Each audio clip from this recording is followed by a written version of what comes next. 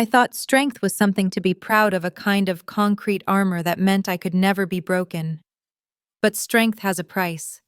For me, Freya Louise, that price was a lifetime of invisibility.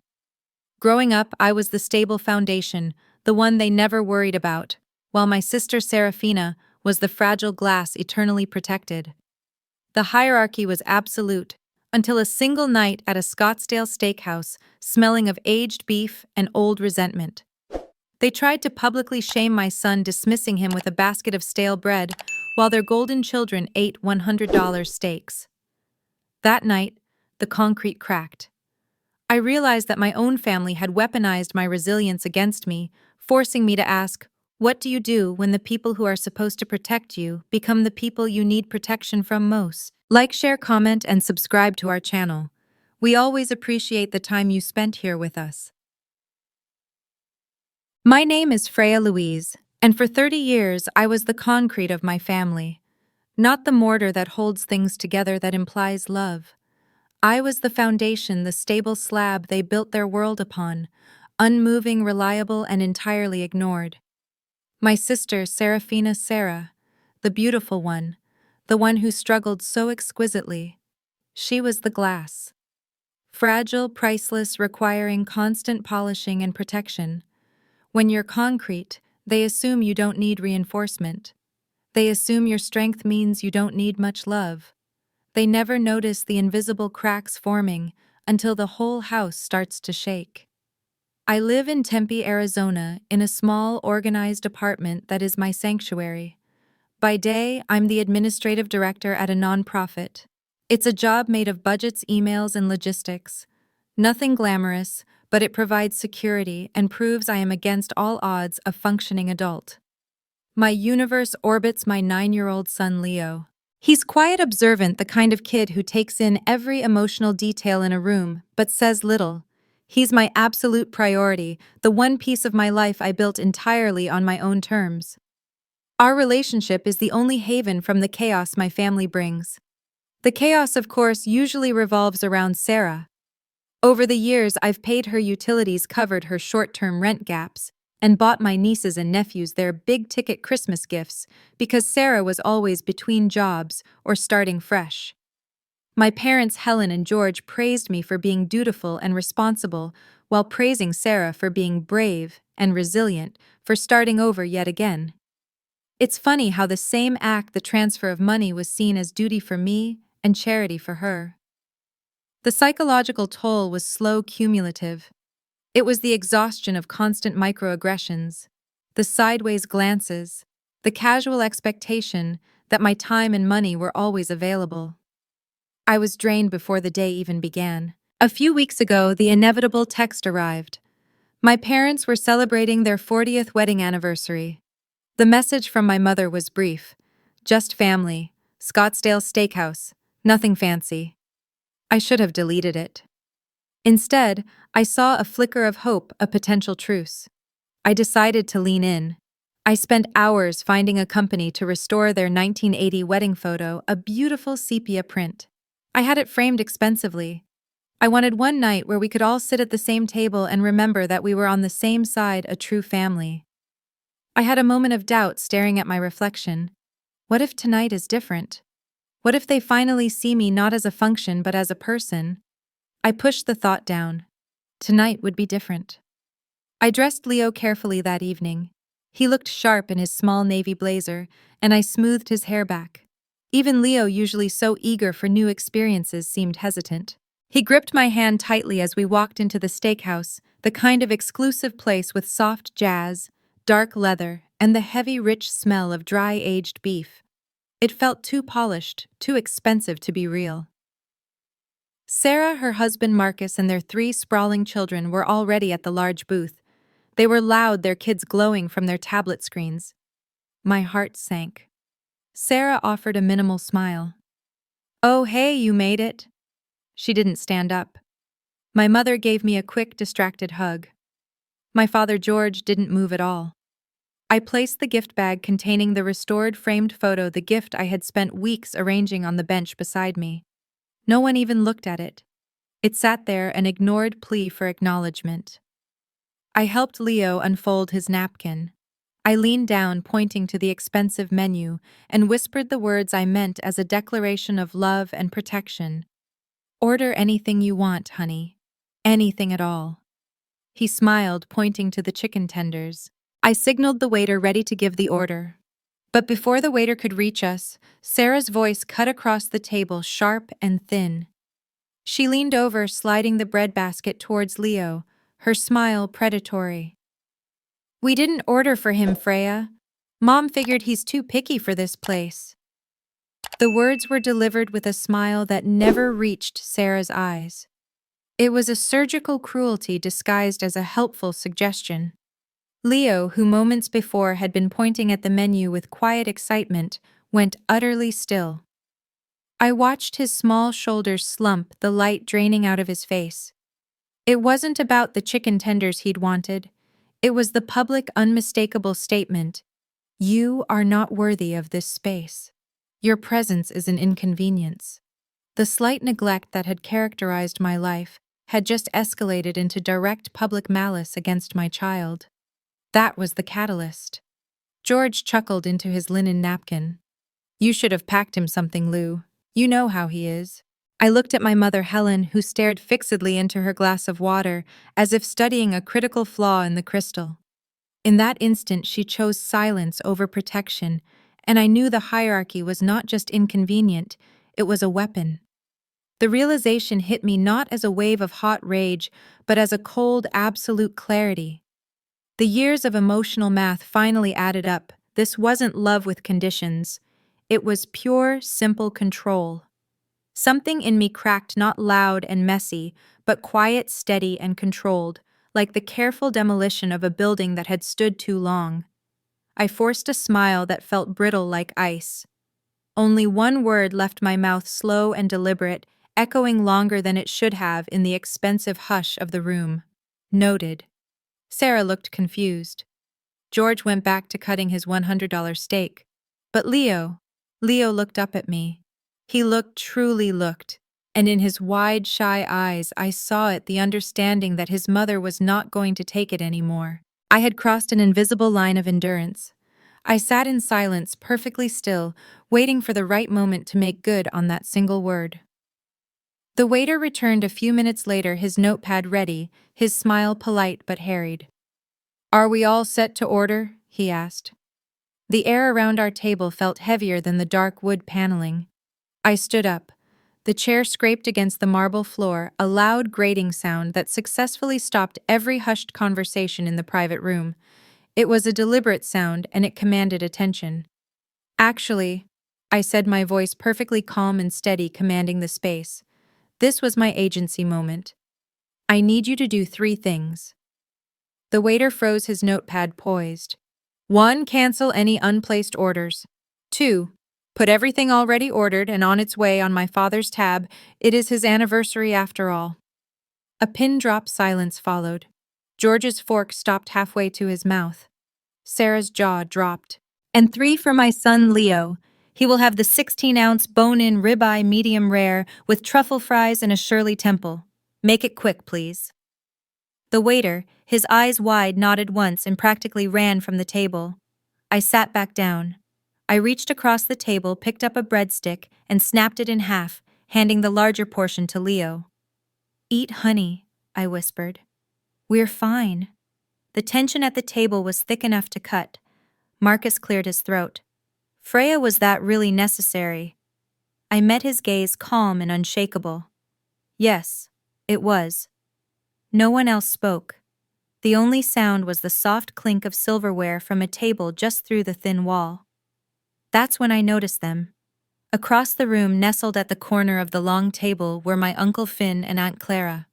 They had arrived late. Clara's eyes met mine, not in judgment, but in pride. She gave one single knowing nod. It was a quiet moment of validation, a crack of light showing me I wasn't entirely alone. The rest of the dinner dragged on stiff and silent. The air was charged with George's simmering fury and Sarah's wounded shock. They continued eating their meals, which had been loudly, expensively declared a gift from me. Leo's ribeye arrived a gleaming, perfect piece of meat with a generous side of truffle fries. He ate slowly, quietly, but his back was straighter. His face held a small, shy smile that meant more than any word.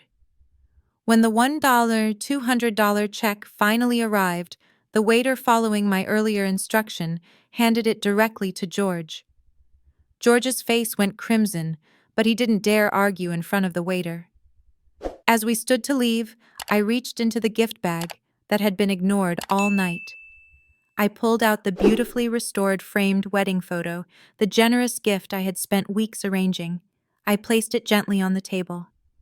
"Happy anniversary," I said softly, making the gift a silent, perfect indictment of the evening. Then I took Leo's hand and walked out. By the time I tucked Leo into bed, the quiet in our apartment felt vast and unfamiliar. My phone was already lighting up missed calls from Helen, frantic FaceTimes from Sarah, a long angry voicemail from George. I didn't listen to any of them. I poured a glass of water and sat on my couch, letting the silence sink in. The house felt still safe, my space. Then my phone buzzed again.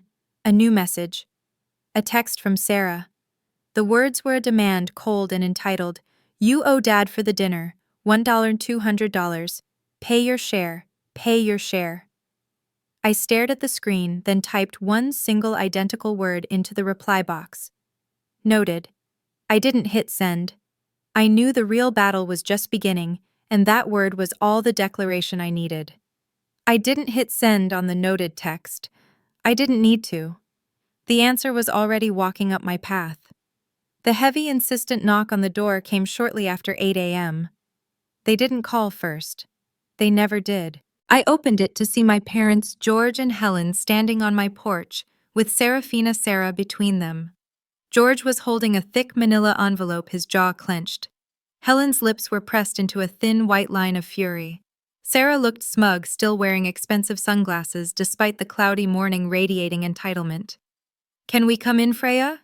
Helen asked, already stepping forward as if my permission were an irrelevant formality.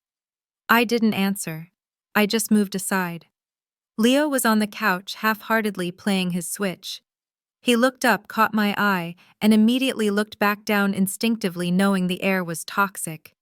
He'd lived through enough of their confrontations to understand the script. George walked straight to my kitchen counter and placed the envelope down with a soft, authoritative thud. "That's the bill from last night," he stated, his voice low and tight. "You agreed to pay half. You didn't. You embarrassed the entire family." I leaned against the counter, calm. "Actually, I didn't agree to that. I offered to host. You turned it into a public shaming. That was your tab, Dad."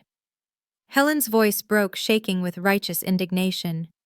"You made a scene, Aubrey, in public. People were watching." Sarah cut in, her tone razor sharp. "You're delusional.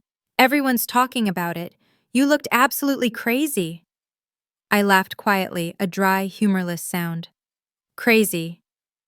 You called my son invisible. Maybe that's what crazy looks like to people who can't handle a mirror." Sarah's mouth opened to unleash another insult, but before she could, a familiar truck pulled up outside. I had called Uncle Finn 15 minutes earlier. My message to him had been a simple declaration: "They're here." His reply: "We're on our way." When Finn and Aunt Clara walked in, the entire atmosphere shifted. Helen's face dropped. George's eyes narrowed immediately, sensing a change in the odds. Finn nodded at me, his face impassive. "You good, Freya?" "Perfect," I said. Clara went straight to the counter, looked at the bill envelope, and then turned back to my parents.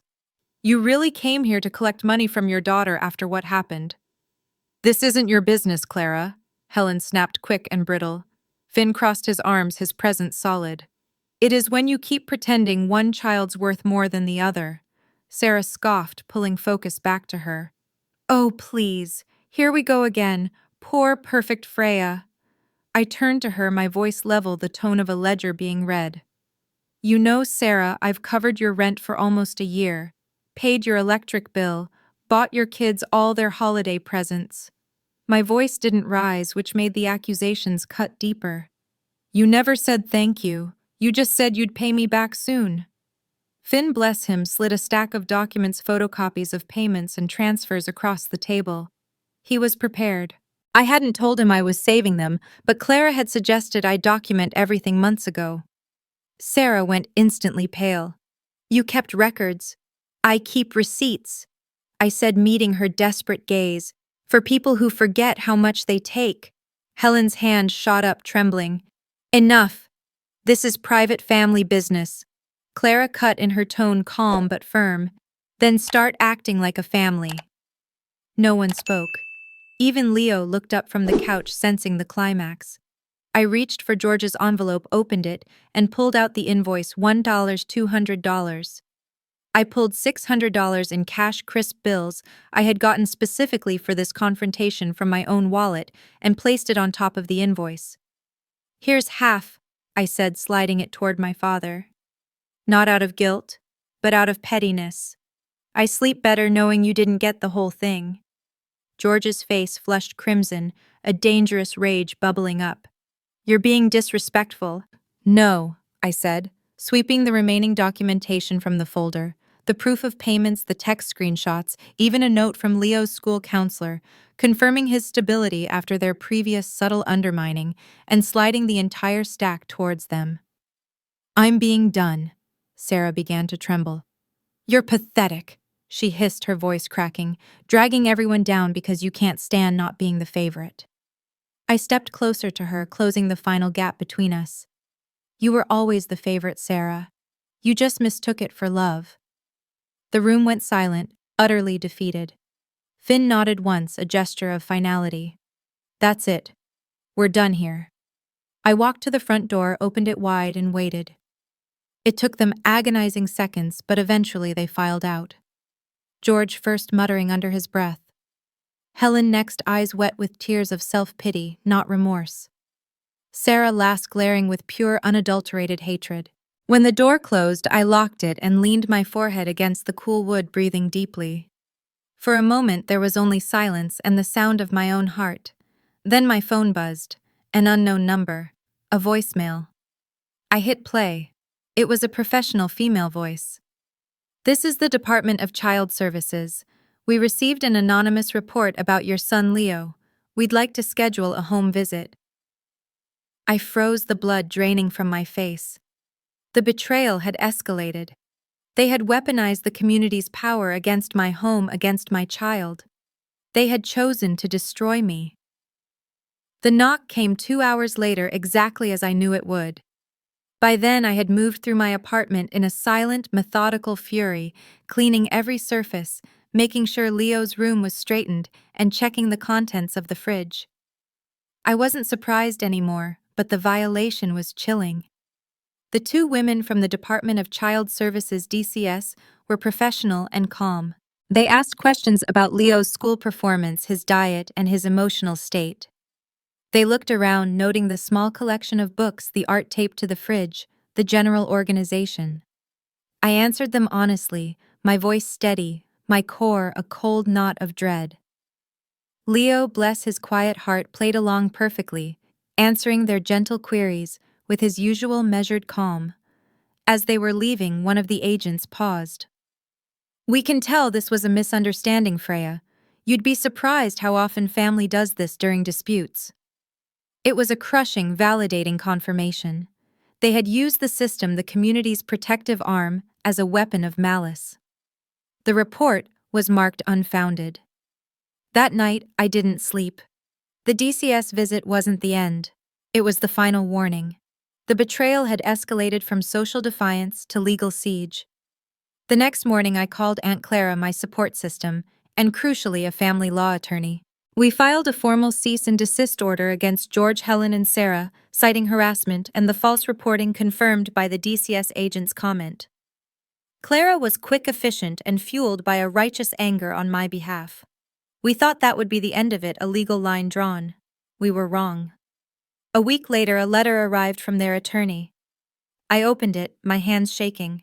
Their response was the ultimate devastating move. They were filing for grandparent visitation rights, claiming I was denying them access to Leo out of pure spite.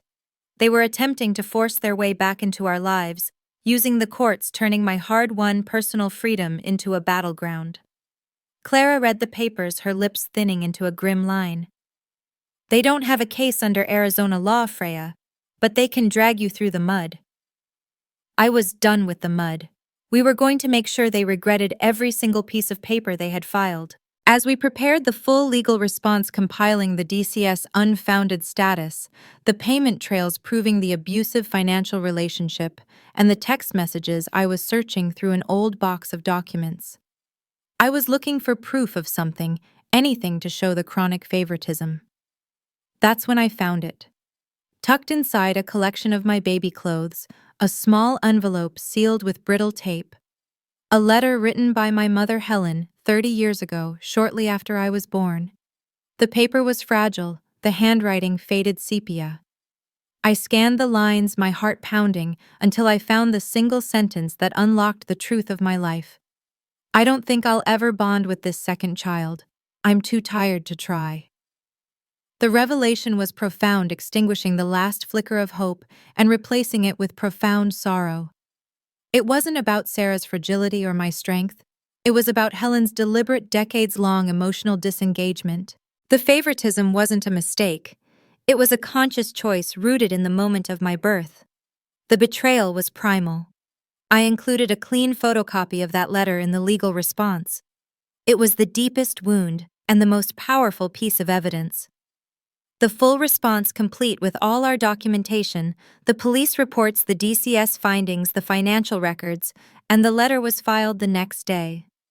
3 days later, the motion was heard. Clara handled the hearing. I sat beside her silent, letting the binder of evidence, the cold, hard facts speak for my family's truth. The judge reviewed the stacked evidence, the recent and severe harassment, the weaponization of child services, the proof of financial exploitation, and finally the 3-decade-old letter demonstrating long-standing parental prejudice. The decision was swift and absolute. The case was dismissed completely, citing a lack of merit and a clear pattern of malicious intent. We had won. We had secured our freedom through legal systemic means. When I told Leo in the car afterward, he just nodded, small and serious. So they can't bother us anymore. I reached over and squeezed his hand. No, honey, not anymore. We had survived the siege. The silence that followed was the sound of a line drawn in stone. The victory was immense, but the sorrow over the letter was a new heavy weight. After the judge dismissed their claim, the oppressive silence finally settled. It felt like clean air after a suffocating storm. There were no calls, no angry voicemails, and no desperate texts, just quiet. I had secured a court-ordered boundary, and now I had to build a life within it. The first thing I did was change the locks the same week. It was a purely symbolic gesture, but the sound of the tumblers clicking into place felt final, securing our new reality. Then I updated my legal will, naming Uncle Finn and Aunt Clara as Leo's legal guardians, if anything ever happened to me. This secured their new reality and formally recognized the community that had truly acted like family. It felt strange, freeing, like severing a rope that had been digging into my wrists for decades. I was not alone. I was supported. A few days later, a single text came through from Marcus, Sarah's husband. It was a screenshot of a bank transfer, half the exact rent amount I'd covered for them. No apology, no words, just numbers. A few minutes later, a second message arrived. I'm done with her. Take care of yourself. I stared at both texts for a long time. It was an ambiguous olive branch, a final piece of emotional debris. I deleted the texts and blocked both Sarah and Marcus. They weren't worth the space in my mind or the storage on my phone. They were the past. The true test of my emotional separation came a week later. I saw Helen at the grocery store. I turned the corner of the frozen foods aisle, and there she was, standing by the produce section. She looked smaller, older, and utterly alone. She was pretending to compare prices on apples, but her eyes darted up and met mine immediately, full of fear and shame. She didn't speak. I looked at her, and for the first time in my life, I didn't stop. I didn't slow down. I didn't try to make her comfortable or apologize with my posture or offer some minimal polite acknowledgement to ease her obvious distress. I just walked right past her. It was the hardest, most necessary, and final nonverbal act of emotional severance I had ever performed. I chose my own dignity over her convenience. At home that evening, the sunlight painted the porch gold and orange where Leo was sitting reading a book. I sat beside him enjoying the quiet. He looked up at me, sensing the fundamental shift. "You seem different, Mom," he said quietly. I put my arm around his shoulders. "I am," I told him. I stopped trying to fix things that weren't broken by me. I watched him lean into me, a small smile appearing. The house felt settled. I realized the whole exhausting dramatic fight hadn't been about revenge. It had been about rescue. Rescue from a family that confused loyalty with obedience and love with control. I had rescued us both. A few weeks later, Leo and I drove north to Prescott for a weekend camping trip, just the two of us. We set up a small camp by the lake, built a safe fire, roasted marshmallows, and watched the flames crackle against the deep, cold night. The vast sky was thick with stars, endless, untouched by everything we had left behind. This was our new community, just us, self-determined and free. Leo turned to me, his voice soft, reflecting the serenity of the moment. "You seem lighter, Mom."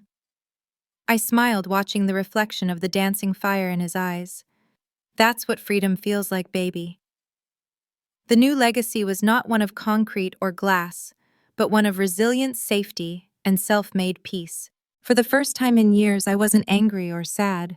I was simply utterly free. And that's where Freya Louise finally found her peace.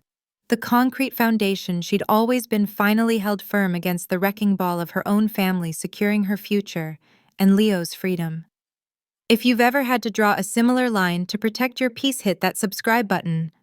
Let us know in the comments below what you thought of Freya's final move. We read every single comment of your thoughts. Thank you for listening. This has been a story from Revenge Hour. We'll see you next time.